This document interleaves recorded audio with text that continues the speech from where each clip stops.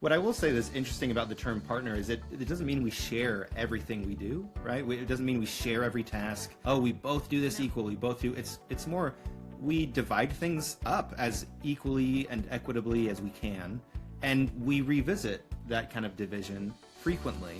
And that in that way we're partners in the larger sense. As a partner instead of a helper, owns and shows up for so many things in our life that I'm like, I'm so grateful and I value that so much. I really want to make sure that you have the things you need. And I think that's what's in it for you to some extent, because I feel like that's what's in it for me, because he's doing those things for me. Hello and welcome to Married and Magnetic, the place for entrepreneurial couples who want to stay happily married. In each episode, we have real conversations with ordinary couples doing extraordinary things, sharing achievements, everyday joys, challenges, and the mindset and tools that make love the greatest strategic edge. We are James And Angela Mitchell.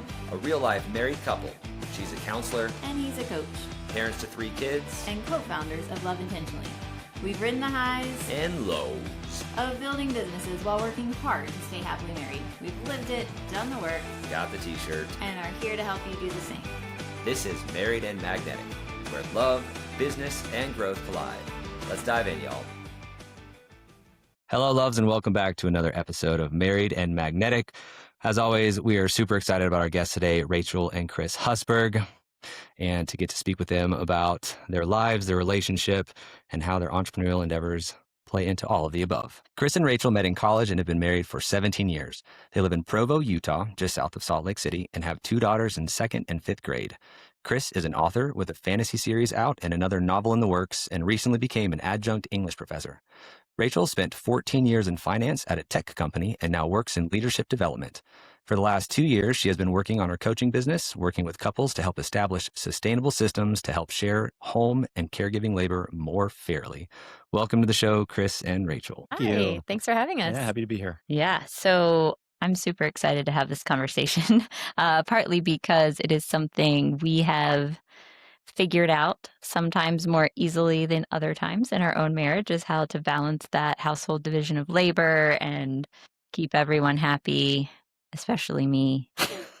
I'm usually the one raising my hand going, You're not alone. Yes, in that. I also happen to be a women and gender studies minor in college, so there's like that little If background. I could go to it. back in time, that's also what I would have done. So Yeah, how that all plays into it, even subconsciously. So excited for this Yeah. conversation. Yeah, I got really magnetized to this conversation as well. Just looking at the homepage on your website, you used our favorite word, intentionally, and you say you intentionally design your partnership.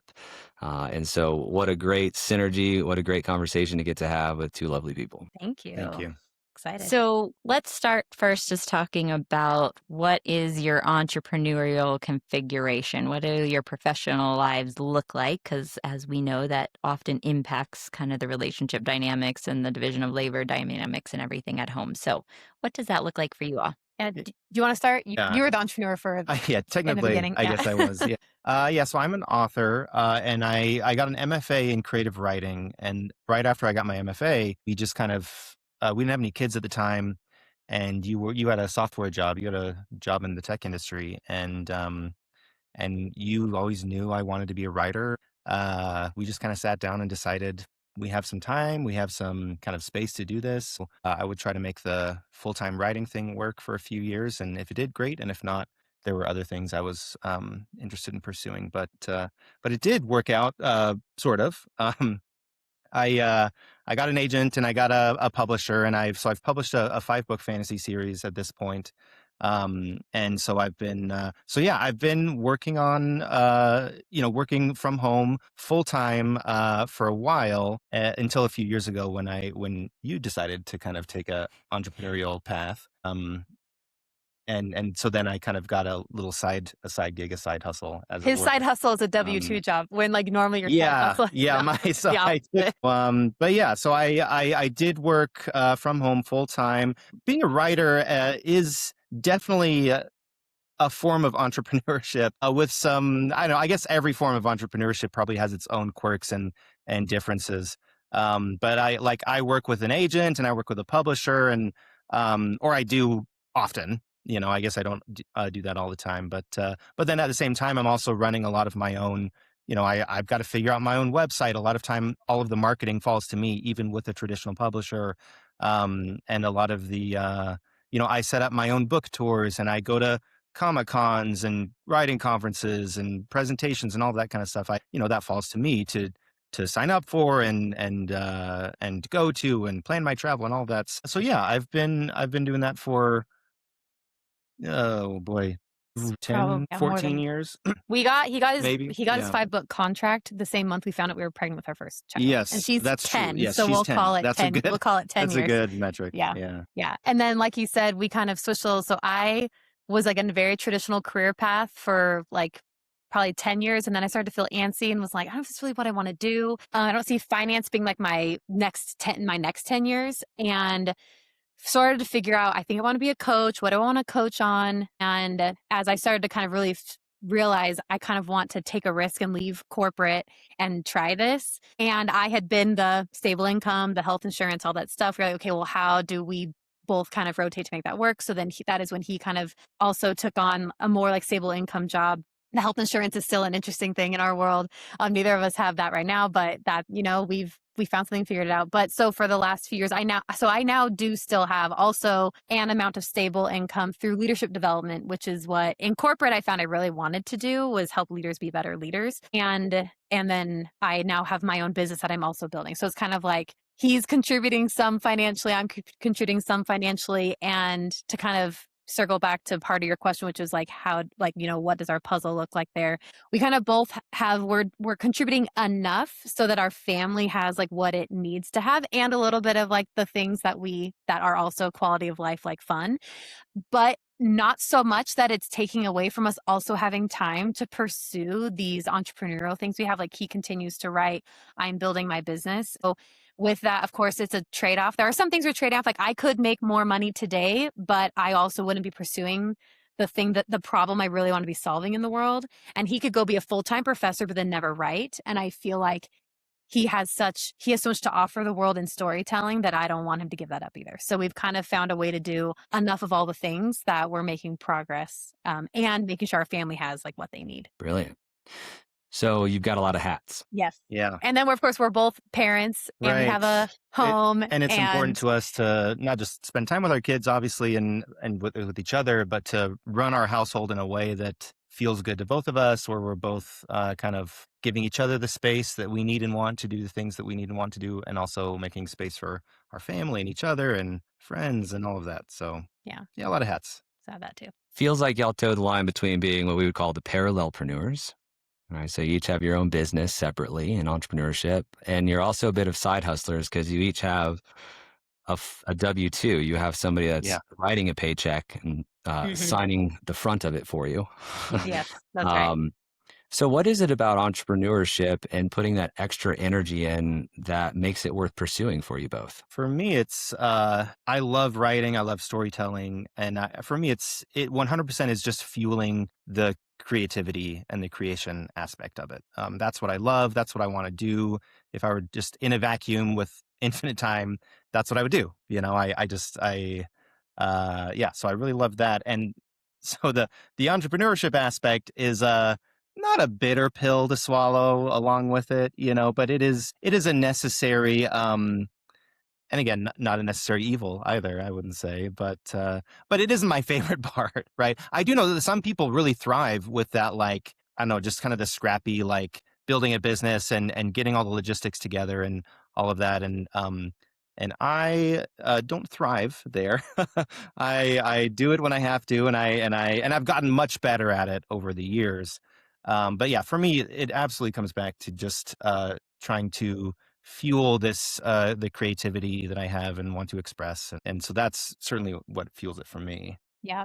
For me, it's funny, for like probably the first 10 years in corporate, like woke up every day loving my job, which like a lot of people don't say. So I had really no intention to change that. And I loved being like that, like the person who could provide that that part of our family so that Chris could do what he's so good at and loves doing. And in exchange, he did so much for our home and our kids because he had more flexibility in his job.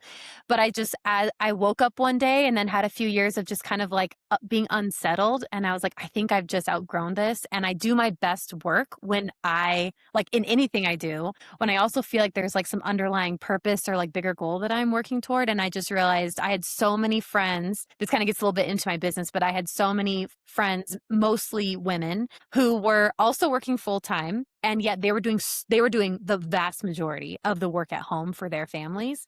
And that is a common story where that is being talked about more than it was 10 years ago, for sure. But I started to realize like we inadvertently had started to solve that problem because we were in a untraditional gendered relationship when it came to like, I had taken this full-time corporate job. He was working from home with more flexibility. And it had forced us to kind of get out of those gender norms that people accidentally fall into and be intentional, like you mentioned in the beginning, James. And I realized, well, I've solved the, not like we've never had problems since then, but like we've solved this problem. Like we have a really good thing going. And it's just my friends don't know what to do differently. There are not a lot of solutions out there for them to like, I'll take that and implement it. And I started to just get more excited about solving that problem for them than all the problems I was solving at my corporate job. And so I was like, I want to do that. And the reason I also keep like a different steady job is because the reality is our businesses are not there yet. We're like, they alone are funding our life. And so we're also trying to live in reality. But I would not have the time or space to put energy into solving this problem that I feel so drawn to if I had an intense full-time corporate job like I used to have. So for me, it's worth it to have made the shift because first of all, I actually really love the job I have now, and I love the amount that I do in it. And it enables me to really pursue the thing that I now feel is like the thing that really motivates me to now wake up and love what I'm doing every day. And I would say there's one other way that our puzzle kind of fits together, or maybe one of probably many other ways. And that's just that we share a lot of our business, I don't know, strategy, and we just talk about our own entrepreneurial aspect, with each other a lot. Like we ran a half marathon together last year in the Redwoods, which was really beautiful. Yeah, it's fun. And but to training for that, we would just chat. I think we were talking a lot about your business at the time, and what you wanted to do for that, and some strategies you had in mind, and what direction you wanted to go, and some like even like some phrases and Like and new mark frameworks. yeah, new Yeah. frameworks, and so we talked about that a lot. And you've get like Rachel's a certified coach, and so she's given me like actual coaching on some of the aspects of my both creative kind of creatively, as well as like the entrepreneurial side of what I do. And so we're pretty open. We aren't directly involved, I would say, in each other's business, but we are very open, and I think we both value what the other person has to say about what we're doing. Awesome. Yeah, I love a couple of things that's come out in your story is it sounds like you have both supported each other to pursue your dreams, right? So early on, it was Rachel saying, I'm going to have the full-time job. I'm going to hold down the steady income and the benefits so you can story tell and do what you're passionate about and so good at, right? And then when it became Rachel's turn to like branch out from that corporate job, sounds like Chris, you were like, yeah, I want you to be happy too, right? I want you to pursue your dreams. So I love that kind of same like ebb and flow of you all just supporting each other in that, which is really beautiful. And then it also sounds like, Chris, that you just have open and ongoing communication about all of it, whether it's your Yeah. jobs, whether it's, I imagine, the household division of labor. So double clicking just because, personally, I'm very interested in the household division of labor Yeah, piece that let's you go all there. have figured out well, it seems like. So Rachel, you mentioned you all kind of had to figure it out differently than a lot of your friends because your initial setup work-wise was not traditional gender roles, right? Where Chris was Yep. home more, you were in corporate America more, and so it kind of forced you. Was there anything else was there a moment, was there a thing that where you just went, hey, we need to figure this out? Or was it just kind of embedded because of those non-traditional gender roles? No, what's interesting is, I guess what led me to do this work was when I realized, oh my gosh, we have defaulted into, even though I am working full time, I don't think that if I make more money, I should do less at home. I do not subscribe to that philosophy at all. It was true though that while he was writing his first book series and getting it sold, he was making $0 and I was making all the dollars, right? And I also was in like a tech startup. So like those are intense jobs. And I was commuting 30 minutes each way and he was home. And so I came in one day and I wasn't actually even in like an overwhelmed, resentful place. It just one day I came home, I think I'd picked up groceries on my way home and I was like, this is just illogical. Like it actually makes sense that if you have more flexibility than me in your day and you are working, but also I am providing all these other things, why am I also doing all this stuff? And it wasn't that it had been a buildup and I was mad about it. It just, I was like, that's so weird. Why are we doing that? And that's what it made me realize we were not intentional. Like I know it's our favorite word. It's our favorite word for a reason. That's the key. Yeah. You're so socially conditioned in the homes you're raised in like the communities you live in the movies we see, and all the things, right? And so we just started doing it by default. And then I just came in one day and was like, that doesn't make any sense. And where I'm really grateful for our relationship is I just brought to the awareness, the math isn't mathing, right? This doesn't seem to make like logical sense on how we're deciding who's going to do what at home. And Chris was like, you're totally right. That doesn't make sense. And so that started the conversation of, well, what does feel fair? And what feels fair today is not going to feel fair as soon as some other life aspect is going to change. And so for a few years, it was like, it would be going great. And then something like he now wasn't hypothetically an author. He actually had a contract. He had to really write and produce these books. Then you have a baby. Then you get promoted at work. Like all these different things would change it. It was kind of an iterative process for a while, but without much change, like just these micro changes for a long time. But our system would like fail and then we would get frustrated. And that cycle happened a few times. So finally one day we were like, we need to like really overhaul and go from the ground up. Like what would make this sustainable? Because life changing is the one thing that's never going to change, right? That's always going to happen. Always going to happen. And so we pulled from like, there are for sure resources out there. So we like tried this thing, tried that thing, read this blog, read this book, talked to these people that it looked like they had a good thing going, right? And then implemented something, and then parts of it we realized on paper this is good, in real life it's not working. How do we change that? But really the moment was I just walked in one day and realized, despite you would think that we would have naturally said, well, you're working, so I'll do I'll do all the home stuff. But we naturally did not do that. We naturally said, I'm going to do these things that are traditionally done by women, even though I'm doing this thing that's traditionally not done by women, you know? So it was that realization that without being intentional, we accidentally fell into those gender roles. That really like woke us up. And then Chris said this and you commented on it earlier, Angela, but it really was then like a regular communication and just being open and transparent and proactive about this topic that really led us to finally figure out, well, how do we want to operate in a way that is sustainable? That where fair is always going to be changing, but no matter kind of what's going on, it's feeling fair. That's kind of how that all started. Great. So what can you describe then kind of how that transformed your relationship, right? So what was your relationship like before you had that kind of aha moment versus now that you are intentional about it? What does your relationship look like, or in what ways has it changed for better or worse? Mm-hmm. Yeah. When I answered this question, the first time I had to answer it, I was like, yeah, what would I say? And what I now realize is I kind of have like some things that were expected, like I hoped that at the end of going through this, like implementing something, we actually would share the labor more fairly. So that has happened. And it includes the mental load. Like the mental load gets talked about a ton nowadays, and really marrying the mental load of something and the execution of that same thing is really what ownership, for us, that's how we define ownership, right? Like I could check out and I know it gets done. So that did happen, and I was expecting that. Things that transformed in our relationship that I did not expect that have been really amazing have been the amount of grace that we're able to give each other when we do drop a ball or make a mistake, or even one day just be like, I'm having a mental health problem right now.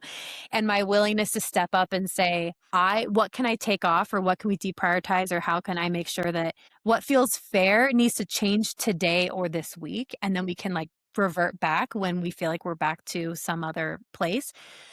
Whenever I'd be in a place of like resentment of how much was not not being done by Chris and then a ball got dropped or he like needed extra support, my willingness was like not there. But now that at the end of kind of not the end, but through this transformation, what I realized was we give ourselves these constant opportunities to show up for each other. Like even little things like I said I would do the grocery shopping and I did the grocery shopping. Like that sounds so little, but we have thousands of those all month long. And then because we are doing them, my bucket feels so full. But I didn't realize that would happen because now the moment that Chris is like, I need something or I can't do something, my immediate response is like, well, how can I help make that better for you? It's like a second nature response instead of what it used to be. And then I guess you can tell us more because you already kind of mentioned like how we're really showing up for each other in our businesses. But I think that's been Yeah. Well, I was just going to say, I think the intentionality extends beyond just what do we intend for our family, for our businesses, for our kids, for our household. But it extends toward each other as well, where I can approach intentionally with Rachel and think of what she needs. And how can I help her with that? And I can see her stuff on the calendar and I can say, oh, she's got this coming up. What can I do? Which it's an interesting, we just talked about this in the hot tub a few weeks ago, actually. our weekly We have one weekly standing non-negotiable hot is like tub. hot tub time hot because tub discussion. if you're in the hot tub, you aren't just watching a movie. You're not like reading a book. You're not you're falling chatting. asleep, going to bed Yeah. early. Like it makes us actually talk to each other about real life. So that is like a non-negotiable that we have on the Yeah. calendar. But anyway, continue. Yeah, but we were talking about well, I don't know, in marriage you hear this this idea or this phrase to put the other person's needs before your own. And I think I have mixed feelings about that overall.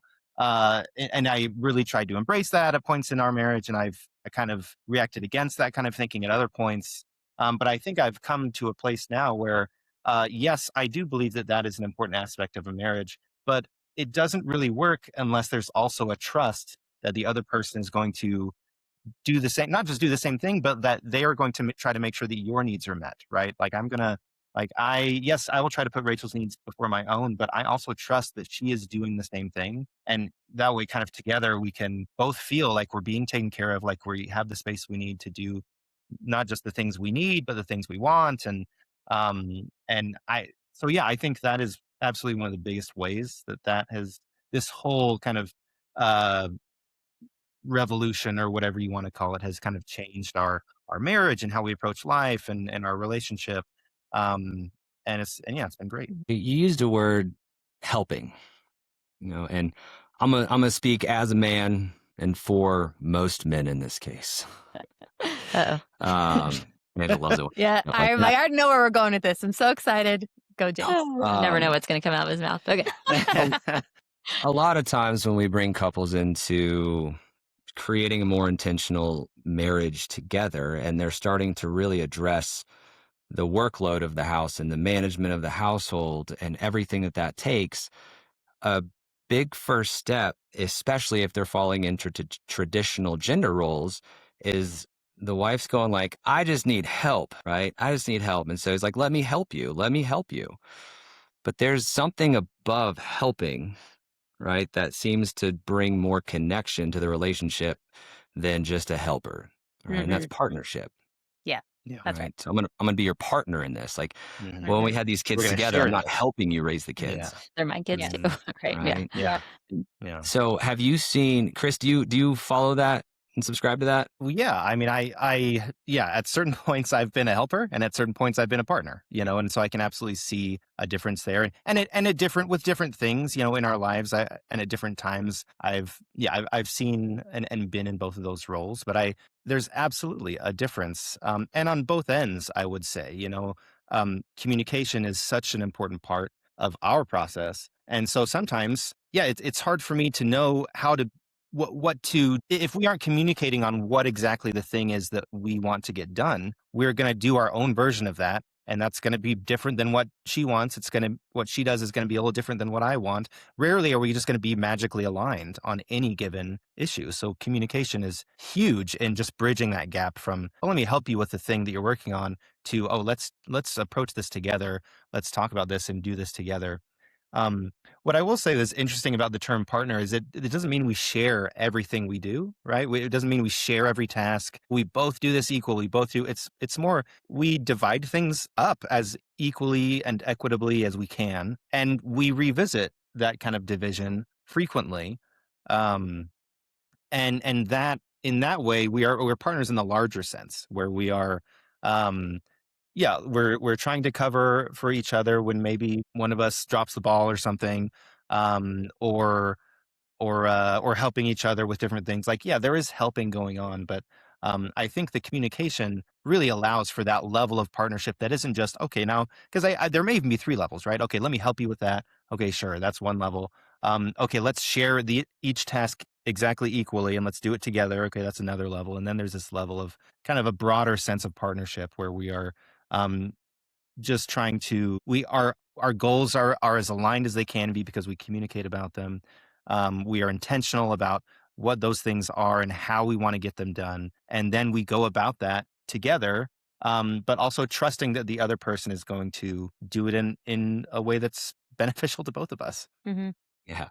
And so the brass tacks of this, I'm curious, is when you partner with her instead of help her, what's in it for you? Oh yeah, what's in it for me? That's a I good think question. that is a good question. I mean, I think what's in it for me? That's an interesting question. Certainly in the broad scheme of things, what's in it for me is just a exponentially better relationship with the person that I love, right?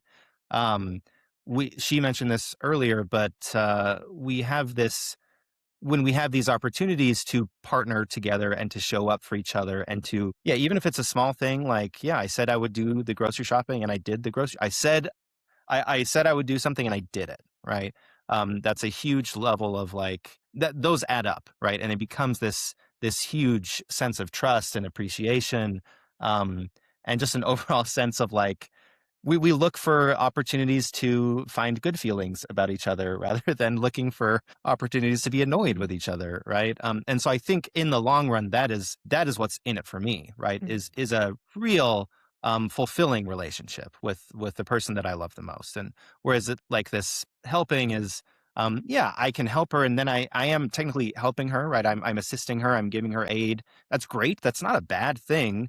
But it doesn't have this kind of longer lasting, sort of more profound Well, helping is level. transactional, right? Helping is like, please do this thing. I did this thing at the end. And when we are partnering on stuff, it's like he said, we're showing it for each other in all of these ways. And it's because so I guess what's in it for you? I'll just also ask from my perspective, but I feel the same like in reverse. But I am so invested in his success as an author. I'm so invested in his being able to he loves, like, we ran this race together. He like loves running, like wants to run 50 miles a week. That's like a decent commitment in terms of his time, his energy, money, and like all the things, right?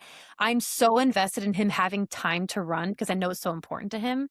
But I've had those feelings for him because he, as a partner instead of a helper, owns and shows up for so many things in our life that I'm like, I'm so grateful and I value that so much. I really want to make sure that you have the things you need. And I think that's what's in it for you to some extent, because I feel like that's what's in it for me because he's doing those things for me.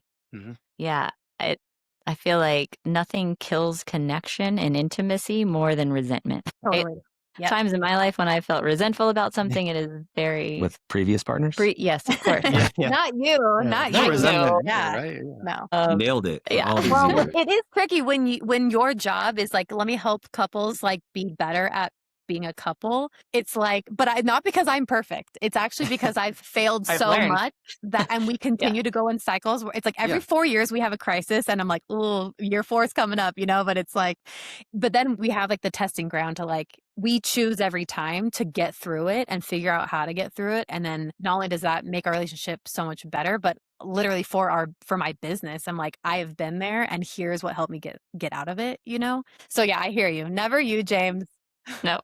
Never. Yeah. We never have that problem either. No. So, Yeah. Yeah. We've learned so many of our tools because we've needed them ourselves, right? Yep. Yeah, That's absolutely. exactly right. Yeah. Yeah. So I have so much to say on this. I'll try to keep it brief. So Oh, what book was it? Maybe it was The Second Shift, a book that came out in the Mm. 90s about gender role, division of Very possibly labor. was the shift. Yeah. Yeah. And I remember reading that, which made a lot of sense to me, that there were kind of three types of couples, right? There were couples that were following traditional gender roles, and that was the expectation they went into. Like, I want to be a stay-at-home mom. I want you to go out and be the breadwinner. And if that was their expectation and that was actually what was happening, they were actually both said they were happy, right? Mhm. Yep. There were couples, not a lot, but that went in and said, we want to be equal partners in this. And they actually were intentional in doing that, and they were happy as well. The ones that were unhappy, which was the bulk of the couples, Mhm. were ones that said, we want an intentional partnership or an equal partnership, but that wasn't actually playing out, right? So it was this disconnect between the expectations and the reality. And I think even though this book was 30 years ago, and I think we've come a long way and people are talking about, especially that mental load piece that you mentioned, I think a lot of people are still stuck in that, right? Where we say we want to be equal partners, but oftentimes we default, like you mentioned, into what we saw growing up or what we think we're supposed to do. Or I know even for myself, there were things I was just doing unintentionally. I didn't even realize I was doing them, right? Because that's what I thought I should do. Or there was like this mom guilt. Well, yes, I'm working, but it's like I'm trying to be a stay-at-home mom and work at the same time. And those are like very hard Mhm. to do at the same time, right? So, Yes. yeah, there's just a lot tied up there. And so, to your point, I think the resentment builds because there's this discrepancy between the expectations and the That's right. reality. Yeah. And the reality, couples just don't always have the tools on how do we actually create an equal partnership because we haven't seen one before. And to your point you made before, Chris, we are the same way. We do not do everything the same. It's not like we take turns cleaning the bathroom. It's he does the grocery shopping while I'm cleaning the house, right? Kind of thing. And so and part of that with the partnership versus helper that has been really helpful for us, and I'm curious what your system is we basically identified all the jobs that keep our house running. And then we look at who's going to be owner of that job. Mhm. Yep. Right. And that doesn't mean the other person, and I think this is where helping comes in. If James normally does the grocery shopping and the Costco runs, but if it's a busy week, I might offer, if he has a busier week than I do, hey, you know what? I'm going to be down in that part of town anyway. I'll stop by Costco, right? And help him, but Mhm. he still has ownership of that job, Yeah. right? How do you all, have you found a good way, a good system? How do you kind of divide up, in addition to communicating regularly about it, how do you divide up your labor, tasks, jobs Mhm. around the house? Yeah. Well, speaking of how, like, when we solve our own problem is what finally gives me something to help other people solve this problem. We did the same thing. Here's every task you could ever think of. And some of them are very literal tasks like doing laundry, but some of them are also things like we care about our kids' spirituality. But like, Yeah. what is that? Like, does one of us, like, sometimes Who's owning that? if Like, you're who not is going to like thinking about that? if you're not You know? subscribing to a very specific like church of some kind, you kind of have to figure what that is out for yourself. But someone has to own what are we doing there, right? It doesn't just magically happen. Maybe for some families it does, but it was not in ours, right? Well, So right. Oh, so yeah. some of the tasks are like that and some are like laundry, right? So we did the same thing. We agreed on like generally what does it mean if you're the owner, we expect, like, for instance, are the sheets washed every month or the sheets washed every week? Like some Like, what's the expectations like standard? that, Yeah. um, but then the thing that was really hard to feel like, well, how do we divide in a way that feels fair? Finally, like literally, I guess it's now 2026. So last year, Please. Yeah. well, like it was really for me, I forced myself to solidify it last year because so many couples were getting hung up on like, well, how do we know when the division is fair? As I now have this framework that kind of goes through quantify how frequently does that thing have to get done? How much friction is there? Like if it's involving your kids versus not involving your kids, there's going to be way more friction in that thing, right? And there's like 4 F's, right? So it's like when you also have the task and you layer on like actually quantifying the how much it is for each of these 4 F categories, then you're like, okay, well now I can see I have a ton of things that are I have all these daily tasks and you have a bunch of monthly tasks. Okay, now I can see like we need to mix that up a bit more.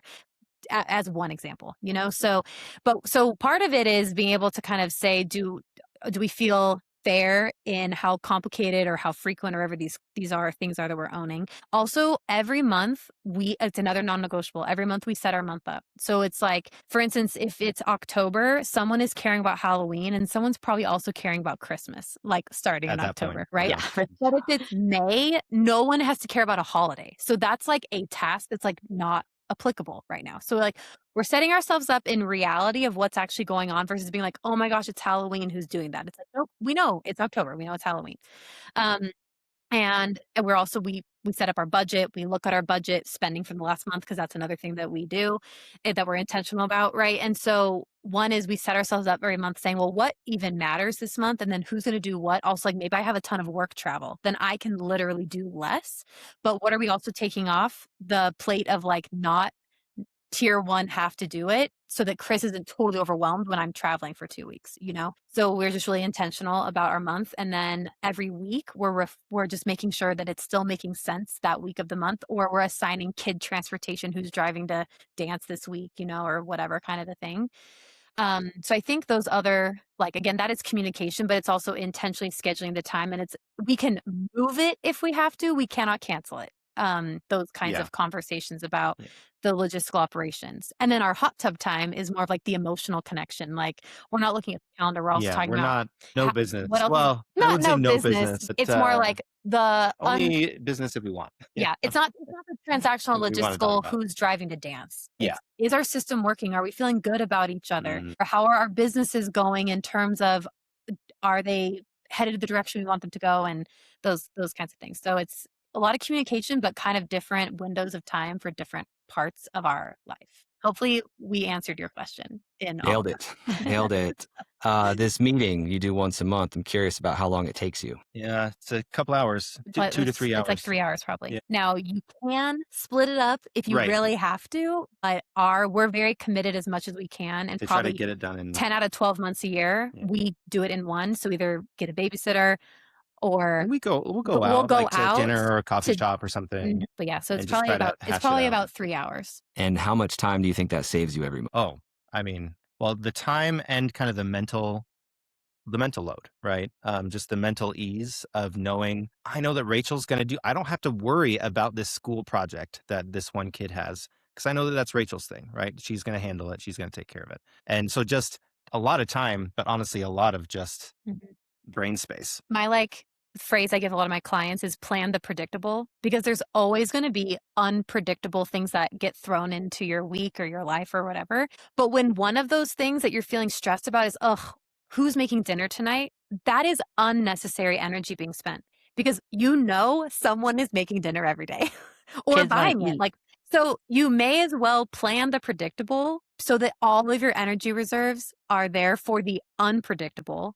And because we planned so much and we have committed to each other that we would do the things we said we would do, and we're doing them, then when that ball got dropped, or it turns out I woke up and I'm totally have a sore throat, I can't do XYZ today, my willingness to step in, and then yes, I would say I define helping the same way that you guys are talking about it, which is you are the owner, but I am going to help do this thing because of the unpredictable situation that got thrown in, versus we're stressed, scrambling on who's doing what, or we forgot about, or the whole month went by and we wanted to go on a hike and we didn't go on a hike, and now we're mad about it. It's I knew my job was to plan the hike. I picked where it was, packed the backpack, put it on the calendar, and then we did it. Now we're happy. So it saves a ton of mental, emotional energy in addition to actual time spinning your wheels on predictable things. I will say our calendar is probably really intimidating to some people. If they were to just glance at our calendar, I think it'd be a little scary for some people. But once you break it down, and you're then it makes sense. It's actually quite intuitive. It's not intimidating for me at all. In fact, it's almost a comfort. I get anxious if my calendar is empty at this point. But it is, our calendar has a lot of stuff on it, but it saves us a lot of time. Yeah. So I'm curious, as and it sounds like you're probably in a good flow with this now, but when you are mixing up roles, or someone has a new job that, and maybe earlier on when you were mixing this up, I think James, when we had our come to Jesus meeting a handful of years ago now, but we had gotten into the thing where I had done more of the household stuff because I was home more. I was only working Mhm. outside the house 2 days a week. So I Yeah. intentionally took on more of the cleaning and the cooking. And then our work schedules changed and we were working similar hours, but I had not given up any of my home tasks. Right.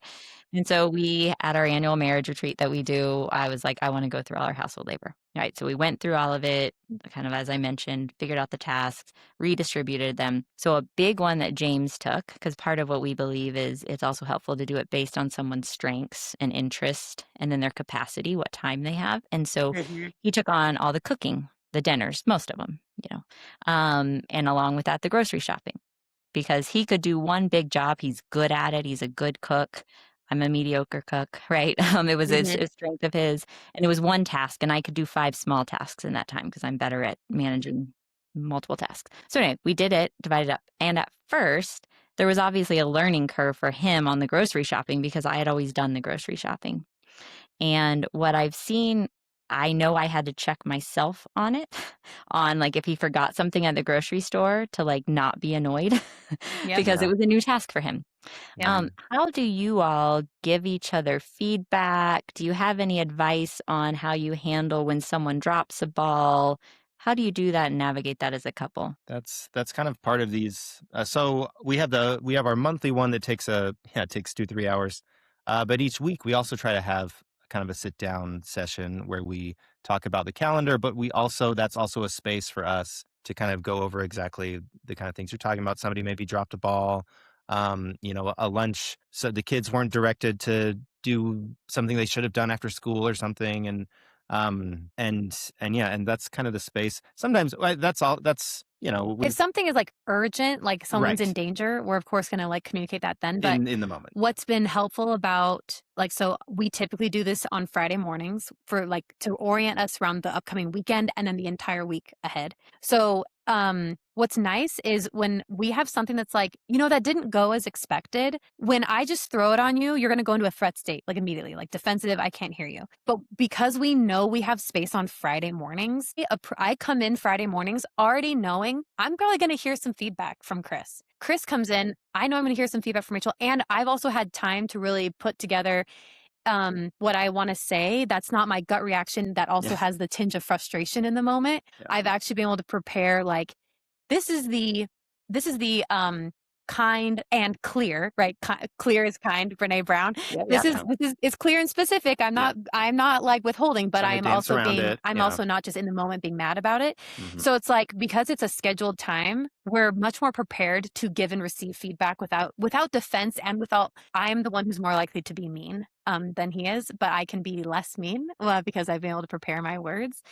That's real. Yeah, I'm just admitting it. So I think that's like one thing that's really helpful. And then also we've been to a lot of therapy. I know that you guys have like the blend of counseling and coaching, and you have the whole entrepreneurship thing. So maybe that wasn't as hard for you guys. But we've needed a lot of therapy as individuals and then as a couple, and literally learning good communication is it's like, I think people don't realize, again, it's the intentionality, but it is a skill that can be developed, only developed if you literally learn how to do it. Correctly. Have a professional teach you or read some books or whatever, and then practice. This was another unforeseen benefit of our system, was it turned out that now every week we were giving ourselves a chance to literally practice giving and receiving feedback. So now we're actually quite good at it in the moment when we need to do it because we've practiced it hundreds of hours. Whereas if you are only giving it in the moments of like the big stressor because a crazy thing happened, you're not practiced to do it well, So I think it's also just we inadvertently built in practice time about communicating. But if you don't know how to do it, go learn how to do it first. So there's a lot of learning's been happening on this side of the podcast in our relationship, and we have our own therapist too. Yeah. Great.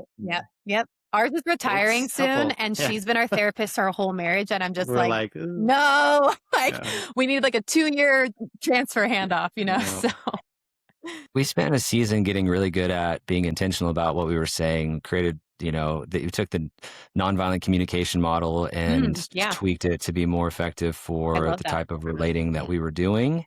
And it's like, okay, great. I can say the thing in a really intentional and loving way.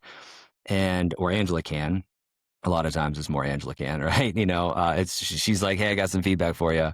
And what I was noticing is I was getting defensive. And so I was like, well, how can I receive this feedback in a better way to create a better outcome? And one of the biggest things for me was that, one, she's not calling me out, she's calling me up.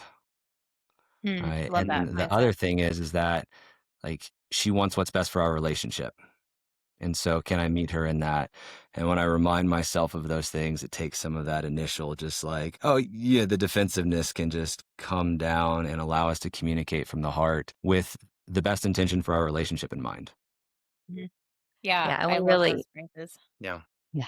We really advocate what you were talking about, Rachel, about having that, we call it our weekly marriage meeting, and it is that safe container to bring this stuff up. So you're not bringing it up in the stress and you're tired, it's after dinner, the kids need to get to bed, and you snap at each other. Like that just never goes well, right? James calls it like his first draft is never his best, right?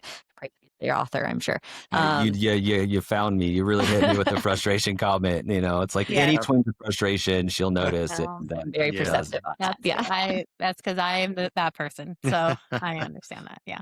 Well, and you mentioned like you call it your first draft. If it's a really, really, really big thing that we actually think might be super triggering to the other person, we actually will send an email that's like, hey, Yeah, we do communicate I want to talk about this in thing writing that I sometimes. think will be really emotional. And I want to give you a heads up, like briefly, here's what I want to talk about. And when would you be available to talk about this? Because that maybe has a stress out going on, right? And the benefit of doing that is that person can get flooded reading the email Yeah. and then They have the emotional response. have their And, own yeah. in their own private moment, Yeah. and then read it as many times as they need to digest what this person's actually doing, and then be prepared to respond and now engage in real time.